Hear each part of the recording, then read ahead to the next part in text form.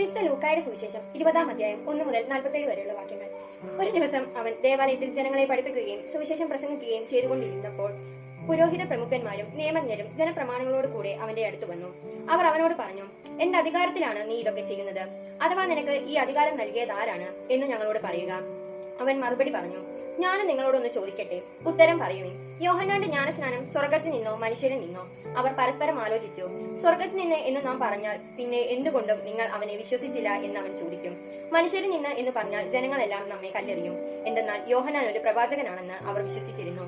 അതിനാൽ അവർ മറുപടി പറഞ്ഞു, എവിടെ നിന്ന് എന്ന് ഞങ്ങൾക്ക് അറിഞ്ഞുകൂടാ. അപ്പോൾ യേശു പറഞ്ഞു, എന്റെ അധികാരത്തിലാണ് ഞാൻ ഇത് ചെയ്യുന്നതെന്നും ഞാൻ നിങ്ങളോട് പറയുന്നില്ല. അവൻ ജനങ്ങളോട് ഈ ഉപമ പറഞ്ഞു. ഒരു മനുഷ്യൻ ഒരു മുന്തിരിത്തോട്ടം നട്ടുപിടിപ്പിച്ചു. അത് കൃഷിക്കാരെ ഏൽപ്പിച്ചതിനു ശേഷം ദീർഘനാളത്തേക്ക് അവിടെ നിന്ന് പോയി. സമയമായപ്പോൾ മുന്തിരിപ്പഴങ്ങളിൽ നിന്ന് ഓഹരി ലഭിക്കേണ്ടതിന് അവനൊരു ഭൃത്യനെ കൃഷിക്കാരുടെ അടുത്തേക്ക് അയച്ചു.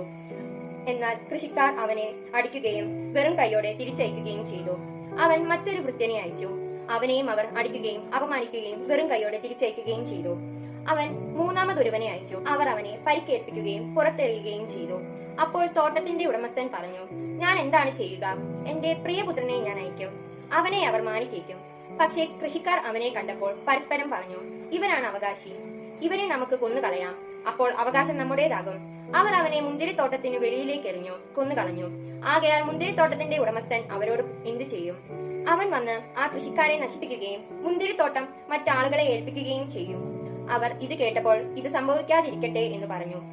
യേശു അവരെ നോക്കിക്കൊണ്ട് പറഞ്ഞു, പണിക്കാർ ഉപേക്ഷിച്ച് കളഞ്ഞ കല്ല് മൂലക്കല്ലായി തീർന്നു എന്ന് എഴുതപ്പെട്ടിരിക്കുന്നതെന്താണ്? ആ കല്ലിന്മേൽ നിപതിക്കുന്ന ഏതൊരുവനും തകരും. അത് ആരുടെ മേൽ പതിക്കുന്നുവോ അവനെ അത് ധൂളിയാക്കും. തങ്ങൾക്കെതിരെയായിട്ടാണ് ഈ ഉപമ അവൻ പറഞ്ഞതെന്ന് നിയമജ്ഞരും പ്രധാന പുരോഹിതന്മാരും മനസ്സിലാക്കി അവനെ കയ്യേറ്റം ചെയ്യാൻ ശ്രമിച്ചു. എന്നാൽ അവർ ജനങ്ങളെ ഭയപ്പെട്ടു. അതിനാൽ അവർ നീതിമാന്മാരെന്ന് ഭാവിക്കുന്ന ചാരന്മാരെ അയച്ച് അവനെ ദേശാധിപതിയുടെ അധികാരത്തിനും വിധിക്കും ഏൽപ്പിച്ചു കൊടുക്കത്തക്ക വിധം അവന്റെ വാക്കിൽ നിന്നും എന്തെങ്കിലും പിടിച്ചെടുക്കുവാൻ അവസരം കാത്തിരുന്നു. അവർ അവനോട് പറഞ്ഞു, ഗുരു, നീ ശരിയായി സംസാരിക്കുകയും പഠിപ്പിക്കുകയും ചെയ്യുന്നവനും മുഖം നോക്കാതെ ദൈവത്തിന്റെ വഴി സത്യമായി പഠിപ്പിക്കുന്നവനുമാണെന്നും ഞങ്ങൾക്കറിയാം. ഞങ്ങൾ സീസറിന് നികുതി കൊടുക്കുന്നത് നിയമാനുസൃതമോ അല്ലയോ? അവൻ അവരുടെ കൗശലം മനസ്സിലാക്കി അവരോട് പറഞ്ഞു, നിങ്ങൾ ഒരു ധനാറ എന്നെ കാണിക്കുകയും. അവരുടെ രൂപവും ലിഖിതവുമാണ് ഇതിലുള്ളത്. സീസറിന്റേതെന്ന് അവർ പറഞ്ഞു. അവൻ അവരോട് പറഞ്ഞു, എങ്കിൽ സീസറിനുള്ളത് സീസറിനും ദൈവത്തിനുള്ളത് ദൈവത്തിനും കൊടുക്കുവിൻ.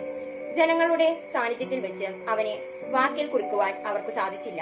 അവന്റെ മറുപടിയിൽ ആശ്ചര്യപ്പെട്ട് അവർ മൗനം അവലംബിച്ചു. പുനരുദ്ധാനം നിഷേധിക്കുന്ന സദൂക്കായരിൽ ചിലർ അവനെ സമീപിച്ചു ചോദിച്ചു, ഗുരു, ഒരാളുടെ വിവാഹിതനായ സഹോദരൻ സന്താനമില്ലാതെ മരിച്ചാൽ അവൻ ആ സഹോദരന്റെ വിധവയെ സ്വീകരിച്ച് അവന് വേണ്ടി സന്താനത്തെ